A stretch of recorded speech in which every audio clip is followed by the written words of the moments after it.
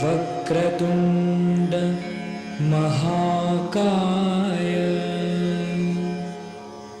सूर्यकोटि समप्रभ निर्विघ्नं कुरु मे देव सर्वकार्येषु सर्वदा।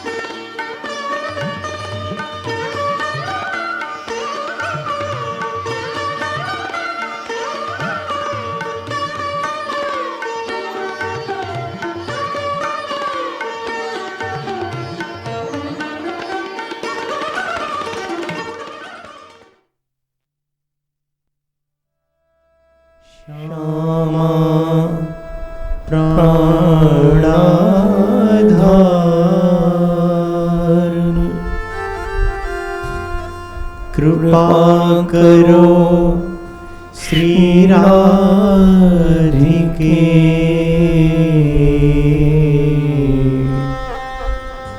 मेरी ओर निहार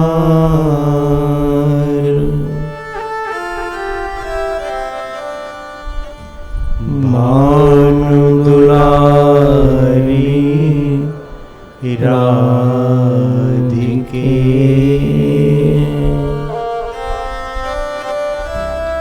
सुन लो मेरी पुकार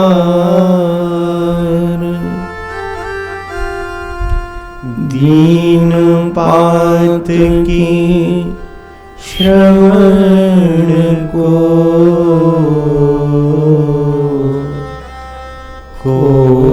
न पालन हार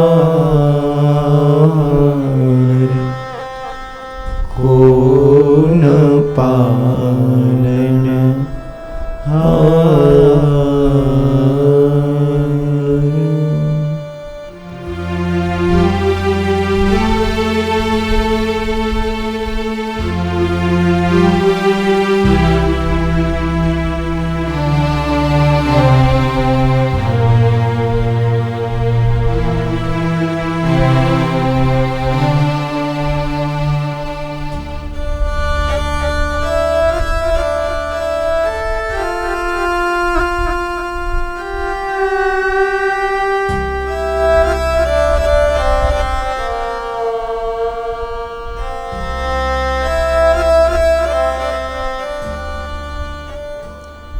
सरस किशोरी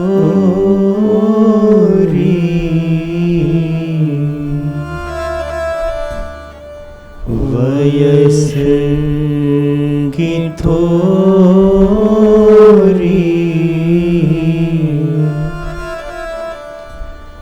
रति रस गोरी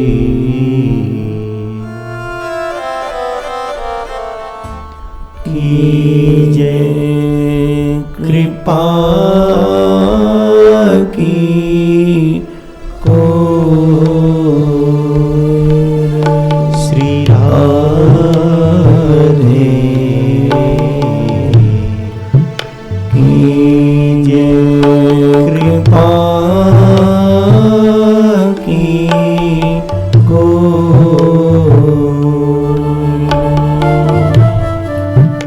सरस किशोरी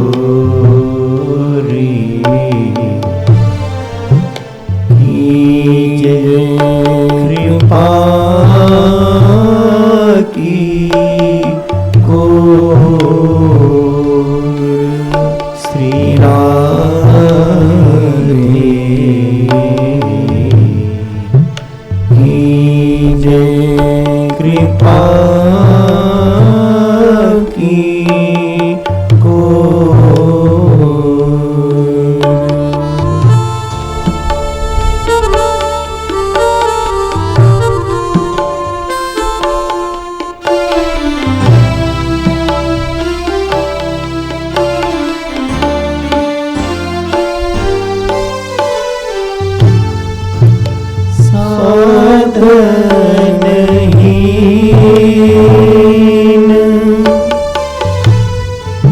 दीन मेरा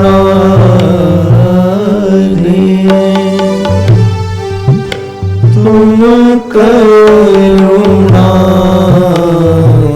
करुणामयी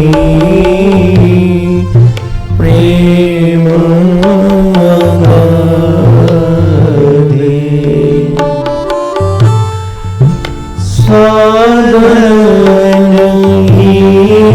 साधनहीन दीन मेरा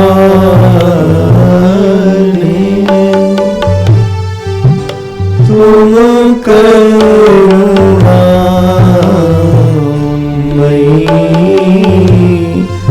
प्रेम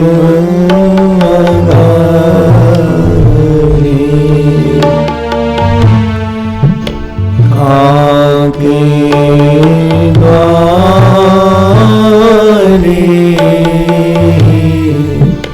जाए पुकारे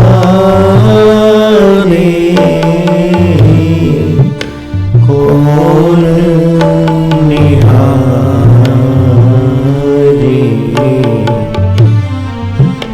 दीन दुखी की ओर श्री राम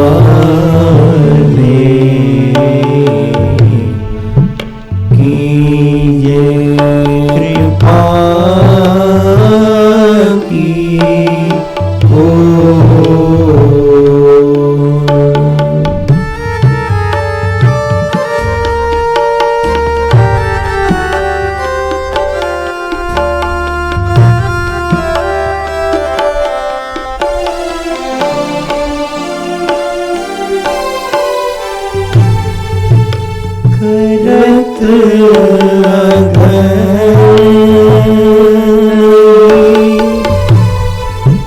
नेक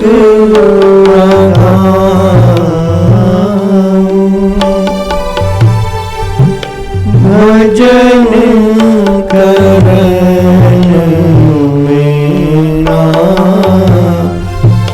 मन को लगा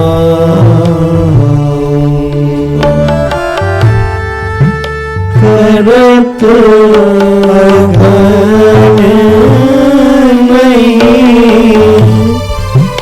नेक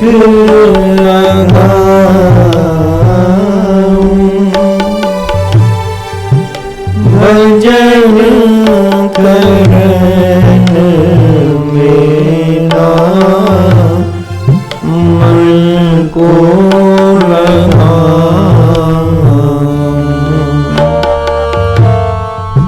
करवर जोई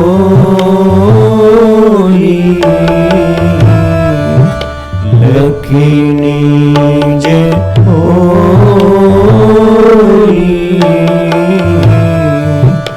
तुम बिन मोरी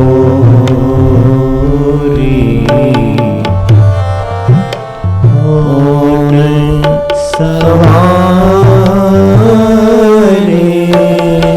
तो श्री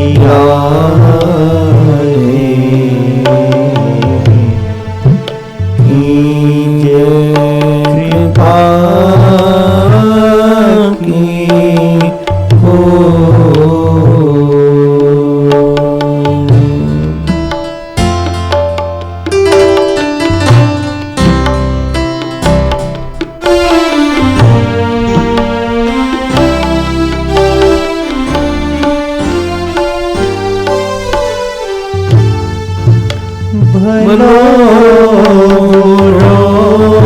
रोजे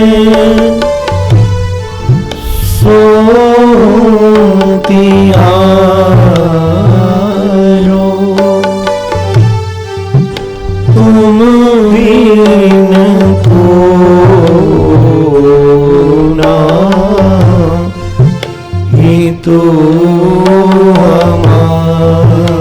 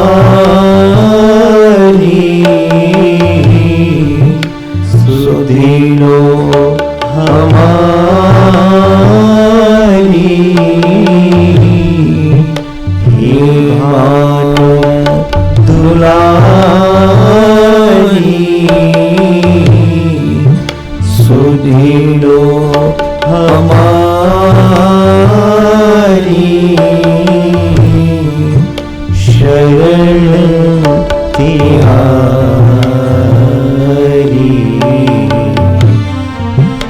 ओम पतितन शिरमान श्री राधे कीजिए कृपा की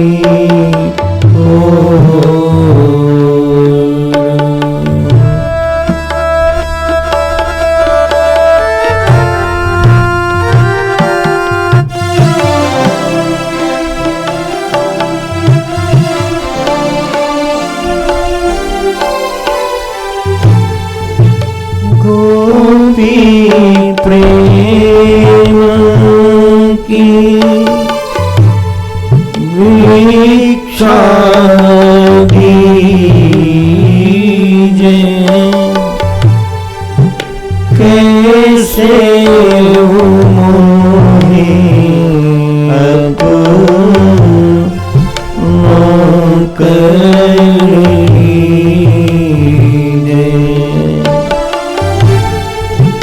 गोपी प्रेम की भिक्षा दीजिए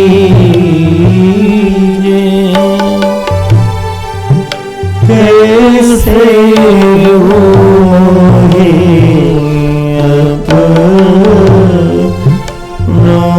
कर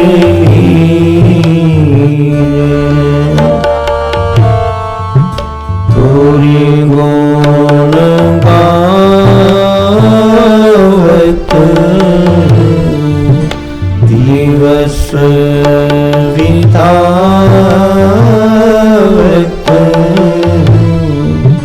तोरी गुण गावत दिवस बितावत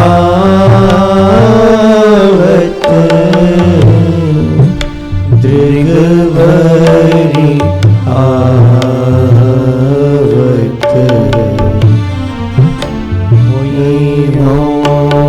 प्रेम विभोर श्री राधे कीजिए कृपा की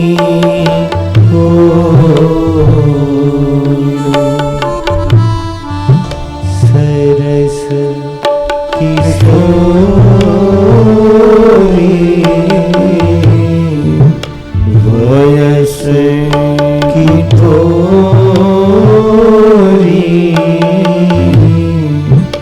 रति रस बोरी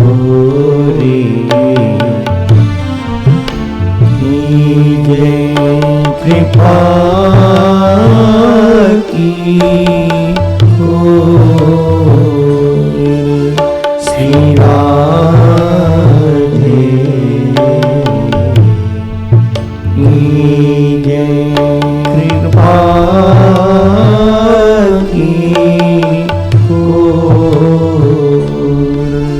श्री राधे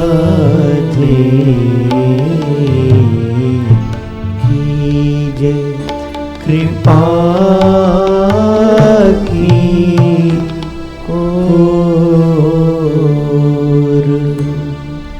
श्री राधे।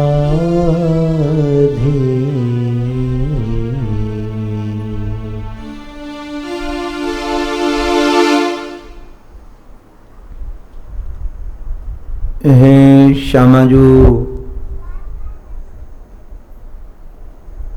नारायण नारायण नारायण नारायण।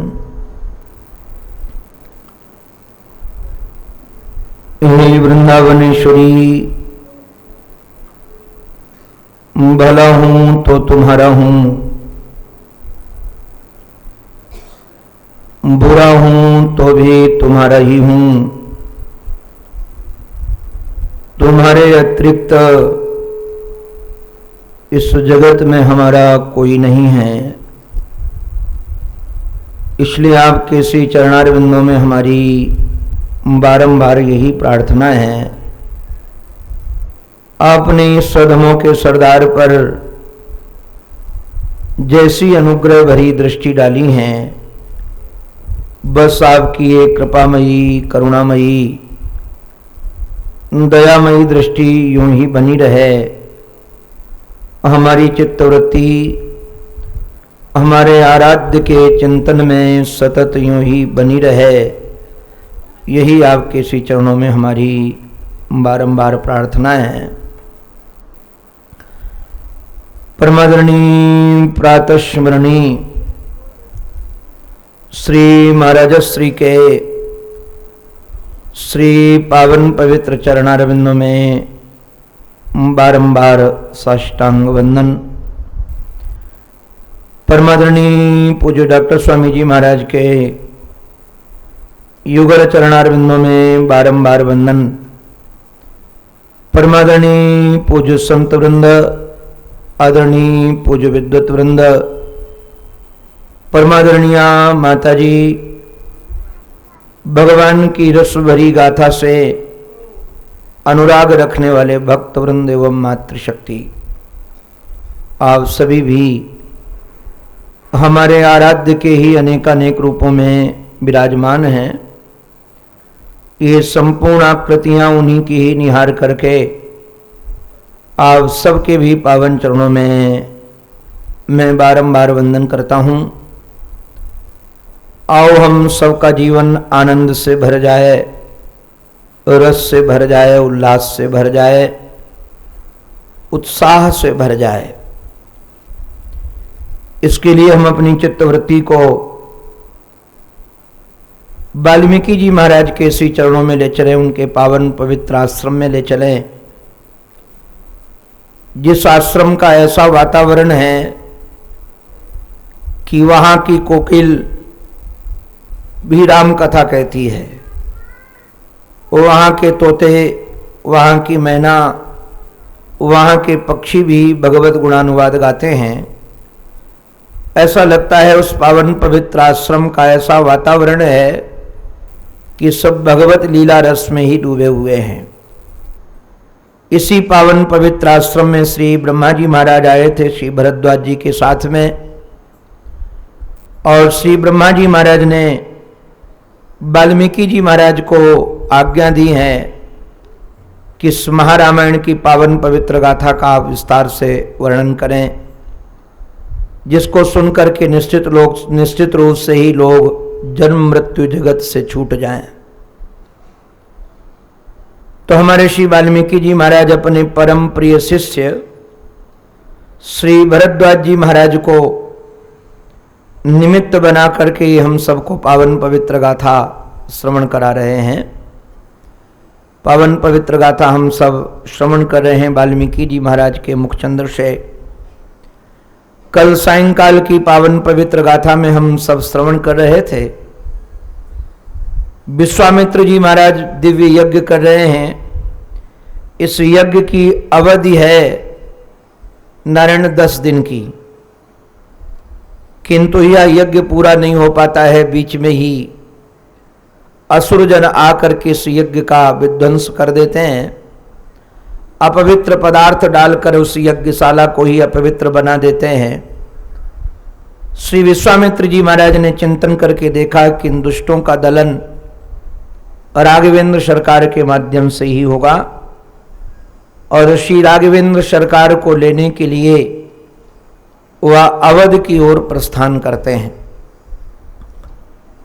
हम सब श्रवण कर रहे थे कि जब अवध में सरयू के समीप पहुंचे और जो राजाधिराज श्री दशरथ जी महाराज को पता चला अपने अनुचरों से कि हमारे यहाँ परम विरक्त महात्मा आ रहे हैं, अब ये ब्रह्मर्षि नहीं राजर्षि बन करके आ रहे हैं, तो इनका स्वागत करने के लिए जाते हैं। दिव्य सिंहासन छोड़ करके, दिव्य भवन छोड़ करके, और नगर के सीमा में ही उनका स्वागत करते हैं। आज मैं कई श्लोकों का चिंतन कर रहा था, देखा कि ये इतने भाव में भर गए श्री दशरथ जी महाराज की भावातिरेक में इन्होंने कई बातें ऐसी बोल दी जो इनके हाथ में नहीं थी। हम लोगों के जीवन में भी कई बार ऐसी घटना घट जाती है। हम लोग भी जब भाव में भरे हुए होते हैं तो कई बातें ऐसी बोल जाते हैं कि जो हमें नहीं बोलना चाहिए।